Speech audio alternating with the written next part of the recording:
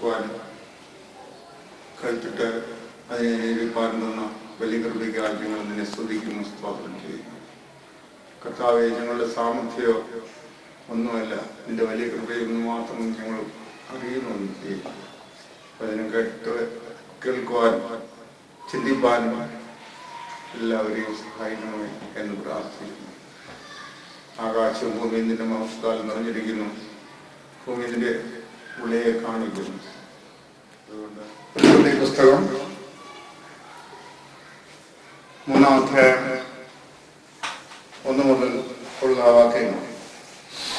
യഹോവയായ ദൈവം ഉണ്ടാക്കിയ എല്ലാ കാട്ടുജന്തുക്കളെക്കാളും പാമ്പ് കൗശലവുമായിരുന്നു.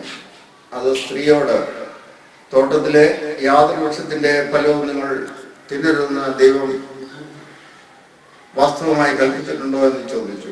സ്ത്രീ പാമ്പിനോട്, തോട്ടത്തിന്റെ വൃക്ഷങ്ങളുടെ ഫലം ഞങ്ങൾക്ക് തിന്നാം, എന്നാൽ നിങ്ങൾ മരിക്കാതിരിക്കേണ്ടതിന് തോട്ടത്തിന്റെ നടുവിലുള്ള വൃക്ഷത്തിന്റെ ഫലം തിന്നരുത്, തൊടുകയും അരുത് എന്ന് ദൈവം കൽപ്പിച്ചിട്ടുണ്ട് എന്ന് പറഞ്ഞു.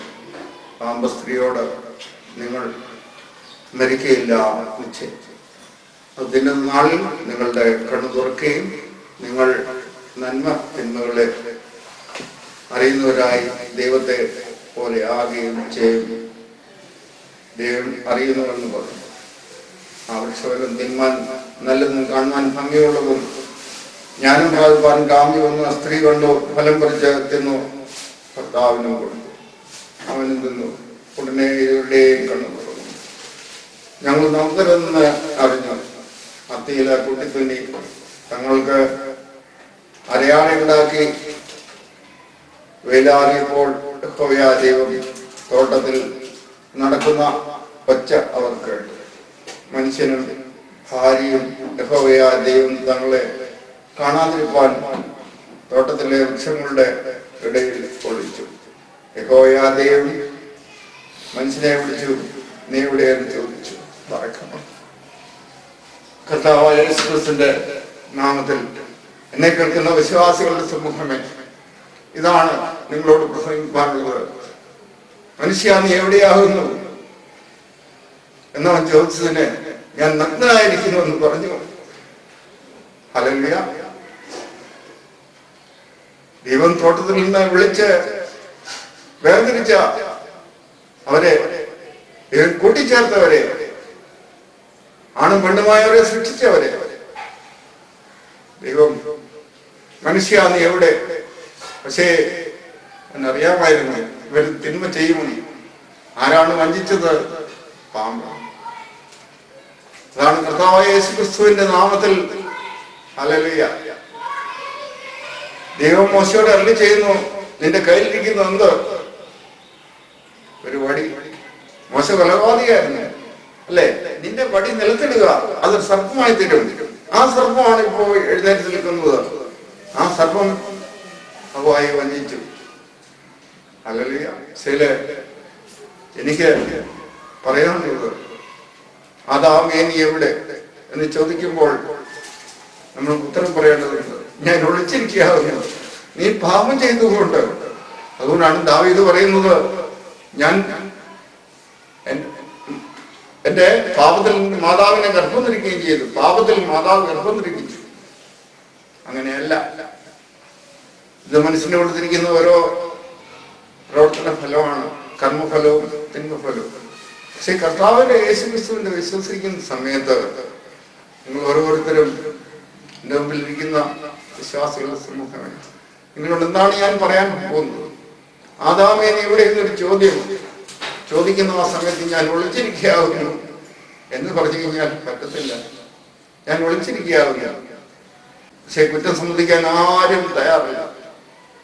പാമ്പ് സ്ത്രീയോട്, നമ്മളിപ്പോ വായിച്ചു കേട്ട വേദഭാഗം ഉൽപ്പത്തി പുസ്തകം 3-ാം അധ്യായം 1 മുതൽ 16 വരെയുള്ള വാക്യങ്ങളാണ്. കുറ്റം സമ്മതിക്കാൻ ആരും തയ്യാറില്ല. ആദാമിനോട് ചോദിച്ചു, എന്താണ് വിളിച്ചിരിക്കുന്നത്? ഓ, നീ എനിക്ക് കൂട്ടായി തന്നിരിക്കുന്ന ഒരു പെണ്ണുപിള്ളയുണ്ടല്ലോ, അവൾ എന്നെ വഞ്ചിച്ചു. അതുകൊണ്ട് കർത്താവ് എന്നോട് ക്ഷമിക്കണമേ. ഹവ്വായോട് ചോദിച്ചു, ഓ, നീ ഉണ്ടാക്കിയ പാമ്പ് എന്നെ വഞ്ചിച്ചു, അത് താൻ തിന്മാൻ നല്ലതും കാണുവാൻ നല്ല ഫലവും പറഞ്ഞിട്ട് ഞാനും തിന്നും. ഞാൻ തിന്നതിന് ശേഷമാ അവന് കൊടുത്ത് ഉപ്പ് നോക്കുക. ആദ്യം ഉപ്പ് നോക്കും, അത് കഴിഞ്ഞിട്ടാ പിന്നെ അവന് കൊണ്ട് കൊടുത്തു. ഇത് അല്ല, അതൊന്ന് നക്കി നോക്കിയിട്ടാ അവന് കൊണ്ട് കൊടുത്തു. അവനും തിന്നു. അപ്പൊ പാമ്പ് ചിരിച്ചു. ആരും തെറ്റ് സമ്മതിക്കാൻ തയ്യാറില്ല. അവസാനം ആരാണ് തെറ്റ് സമ്മതിക്കുന്നത്? കർത്താവായ യേശു ക്രിസ്തുവിനെ തെറ്റ് സമ്മതിച്ചു.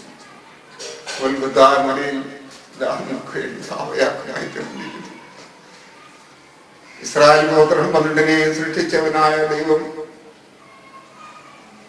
ഇതാ ഗോൽഗൊഥായിൽ നിന്നെ നോക്കുന്നു. മനുഷ്യ, നീ എവിടെ? അവരുടെ രക്തം ഞങ്ങളുടെ ഞങ്ങളുടെ സമുദ്രത്തിലും വരട്ടെ.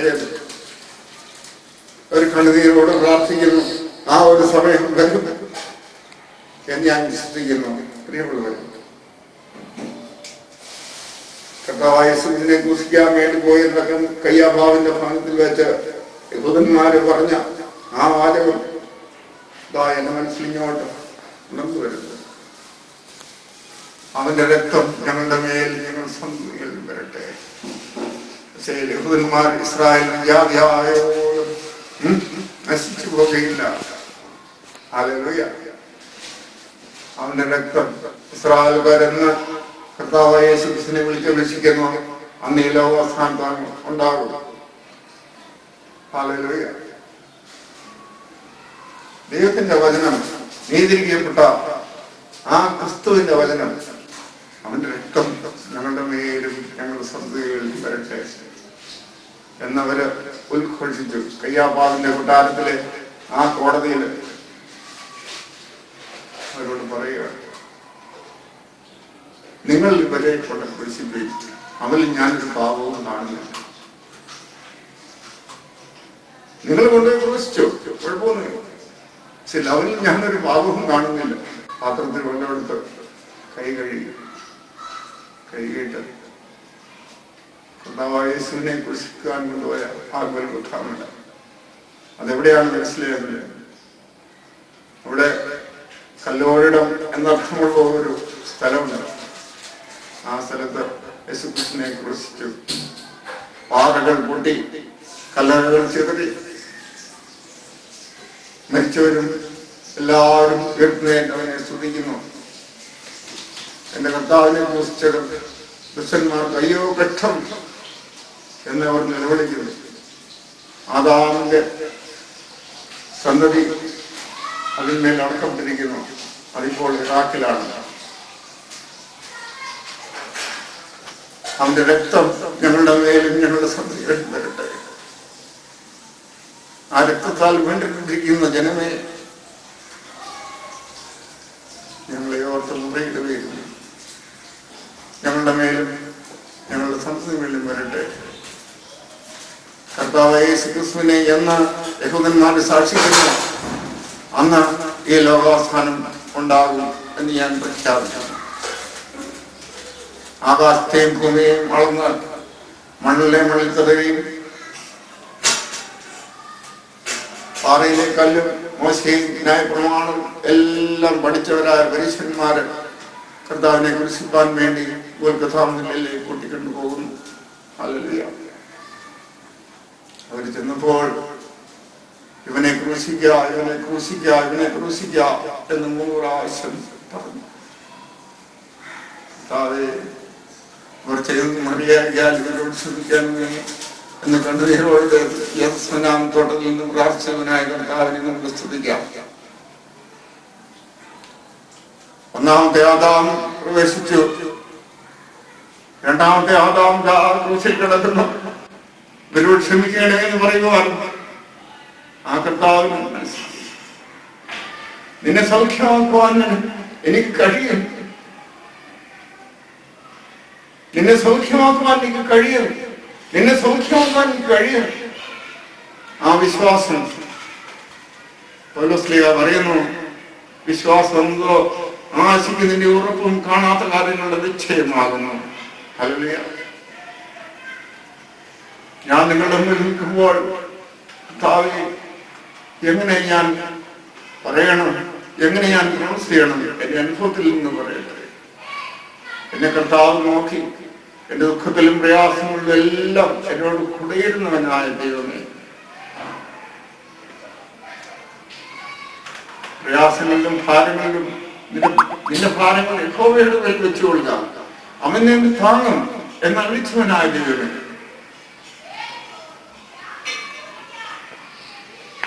എന്റെ ഭാരങ്ങളിലും പ്രയാസങ്ങളിലും ദുഃഖങ്ങളിലും എല്ലാം നീ എന്നോട് കൂടെയിരുന്നു, ഞാൻ കൂടെയുണ്ട് എന്ന് അറിയിച്ചവനായ ദൈവമേ. 66 പുസ്തകങ്ങൾ ഈ പുസ്തകത്തിലുണ്ട്. ചില 365 ദിവസങ്ങളും ഭയപ്പെടേണ്ട, ഞാൻ നിന്നോട് കൂടെയുണ്ട്. ഭയപ്പെടേണ്ട എന്നുള്ളൊരു വാക്ക് ഈ പുസ്തകത്തിൽ എഴുതിയിട്ടുണ്ട്. ഭ്രമിച്ചു നോക്കേണ്ട, ഞാൻ നിന്റെ ദൈവമാകുന്നു, ഞാൻ നിന്നെ വഴി നടത്തുന്നു. യൂഫ്രട്ടീസ് നദിയിൽ നിന്ന്, യൂഫ്രാത്തീസ് നൈഗ്രീസ് നദിയിൽ നിന്ന് 200 കിലോമീറ്റർ അകലമുള്ള ആ ഊർ എന്ന സ്ഥലത്ത് നിന്ന് അബ്രഹാമിനെ നടത്തിയവനായ ദൈവം, ഭ്രമിച്ചു നോക്കേണ്ട, ഞാൻ നിന്നോട് കൂടെയുണ്ട്, ഞാൻ നിന്റെ ദൈവമാകുന്നു, ഞാൻ നിന്നെ വഴി നടത്തുന്നു. 70 വയസ്സായ സാറായി 80 വയസ്സായ കളവനെയും പിടിച്ചുകൊണ്ട് പോവുകയാണ്. ചാർച്ചക്കാരെയും പ്രതിഫലത്തെയും വിട്ട് ഞാൻ പറയുന്ന വഴി കൂടെ നടക്കുക, ഞാൻ നിന്നെ വഴി നടത്തും. ഹല്ലേലൂയ. അങ്ങനെ വഴി നടത്തി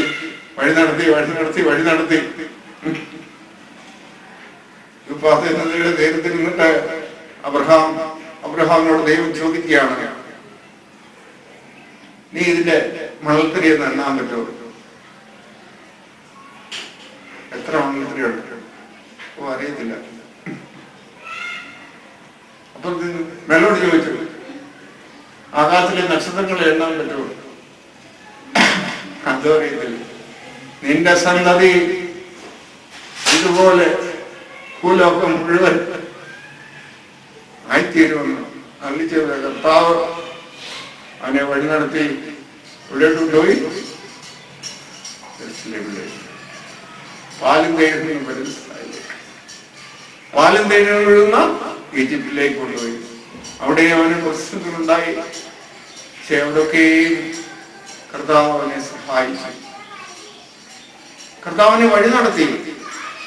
അല്ലെങ്കിൽ വഴി തരുന്ന ആ ദൈവമുണ്ടല്ലോ, കർത്താവിന്റെ വാക്ക് കേട്ട് അവന്റെ ഇഷ്ടം ചെയ്ത് അവിടെ ചെന്ന് കഴിഞ്ഞപ്പോൾ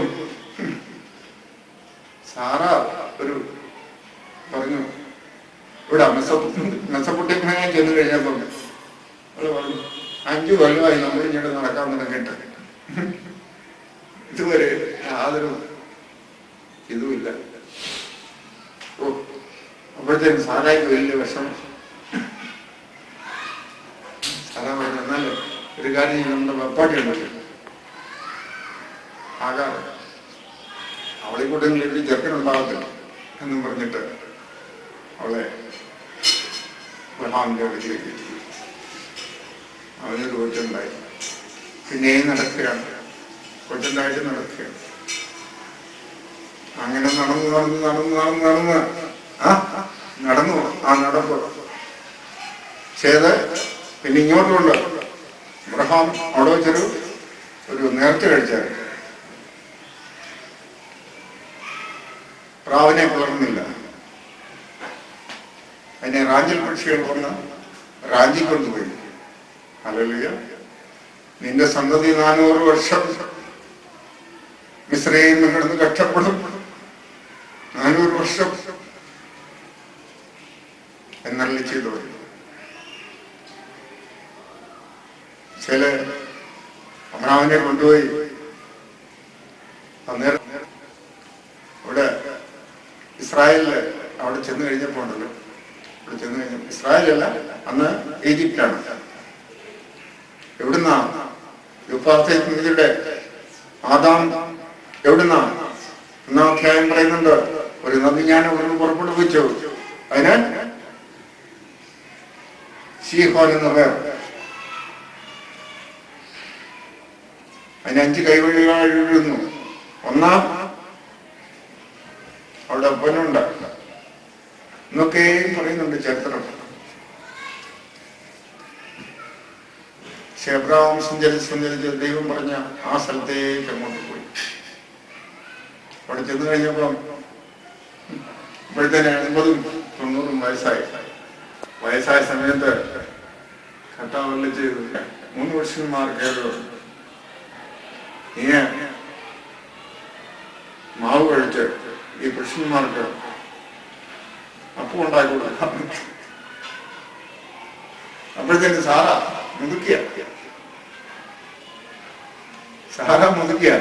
മുതുക്കിയെന്ന് പറഞ്ഞാൽ ഈ വെള്ളമൊക്കെ എല്ലാം ഉണ്ടല്ലോ ഇങ്ങനെ കടിച്ച് ഇങ്ങനെ ഈ വേട്ടട്ടി പോലെ ഒരു മുഖമായിട്ടിരിക്കുന്നു.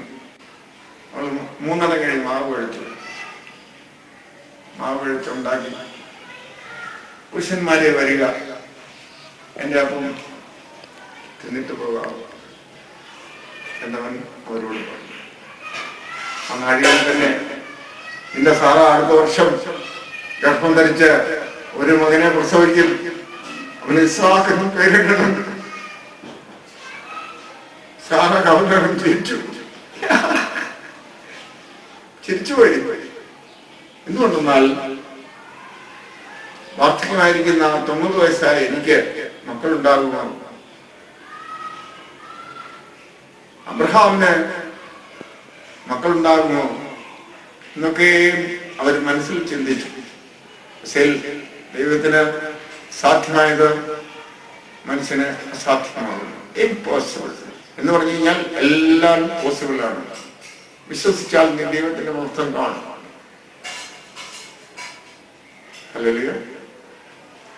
പോലെ കൂട്ടിക്കൊണ്ടുപോയി അതിനെ അപ്പോഴും ചാർച്ചക്കാരിലൊക്കെ കൂടണ്ട, ഇങ്ങനെ നടക്കുക.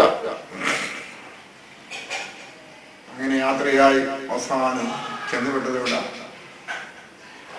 കനാൻ ദേശത്ത്. അവിടെ ചെന്ന് കനാൻ ദേശത്ത് കഴിഞ്ഞപ്പോഴത്തേന് സാറാ വിജയമ്പുറത്തിരുന്നത് ഛർദിക്കുന്നു, മുതുക്കിയ. അപ്പോഴത്തേന് പച്ചമാങ്ങായും പഴുത്ത മാങ്ങായും കുടംപുളിയും ഇതെല്ലാം കൂടെ വന്ന് കൊടുക്കുന്നു. എനിക്ക് ഇച്ചിരി പച്ചമാങ്ങ ഇച്ചിരി കൂടെ വേറെ ആരെങ്കിലും തിരുമുന്നു. 9 മാസം 9 ദിവസമായി കഴിഞ്ഞപ്പോൾ സാറ പ്രസവിച്ചു. ഒരു ചെറുക്കൻ ഇസ്ഹാക്ക് എന്ന് പേരിട്ടു. ഇസ്ഹാക്കിന്റെ അർത്ഥം അറിയാം. അവനെ ജനത്തിനെ രക്ഷിക്കാൻ ഉള്ള രക്ഷകനായിട്ട് നീ കരയിലെ മണലിനെ എണ്ണാൻ കഴിയാത്തവൻ, നക്ഷത്രങ്ങളെ എണ്ണാൻ കഴിയാത്തവൻ, ഇതാ ചിരിച്ചവനായ അവർക്ക് ചിരിക്കുന്ന ആ ചെറുക്കനെ കൊടുത്തു. ഹല്ലേലൂയ. സ്വതന്ത്രം. ദൈവത്തിന്റെ കരങ്ങൾ കൊള്ളായിപ്പോയില്ല. പിന്നെയും നടക്കുകയാണ്. കനാൻ ദേശം അവർക്ക് അധികാരമായിട്ട് കൊടുത്തു. അബ്രഹാമോട് താമസിച്ചു. പക്ഷേ മറ്റേ സന്തതിയിലൂടെ പോയി അറബി ദേശത്ത് ഇസ്മായിൽ എന്ന് പറഞ്ഞ, ഹാഗാർ എന്ന് പറഞ്ഞ അവരെയും ദൈവം വലിയൊരു ജാതിയാക്കി. ഹല്ലേലൂയ. ദൈവത്തിന്റെ ഇഷ്ടം എന്ന് കഴിഞ്ഞാൽ വിശ്വാസം. അബ്രഹാം ദൈവത്തിൽ വിശ്വസിച്ചു, അതവന് നീതിയായി കാണപ്പെട്ടു എന്ന് മാത്രമേ എനിക്ക് പറയാനുള്ളൂ. അബ്രഹാം ദൈവത്തിൽ വിശ്വസിച്ചു, അതവന് നീതിയായി കാണപ്പെട്ടു. കണക്ക് പുസ്തകത്തിൽ എഴുതിയിരിക്കുന്ന ആ എഴുത്ത് എന്താണെന്നറിയാം? കർത്താവിന്റെ എഴുത്ത്. നമ്മള് അവിടെ ചെല്ലുമ്പോൾ അബ്രഹാമിന്റെ സന്തതിയാണോ നീ വംശാവലി നോക്കും. അബ്രഹാം ഇസ്ഹാക്കിനെ ജനിപ്പിച്ചു, ഇസ്ഹാക്ക് യാക്കോബിനെ ജനിപ്പിച്ചു. ഇതിനാണ് യാക്കോബും അവന്റെ പരമ്പരകൾ എല്ലാം ഉണ്ടാകും.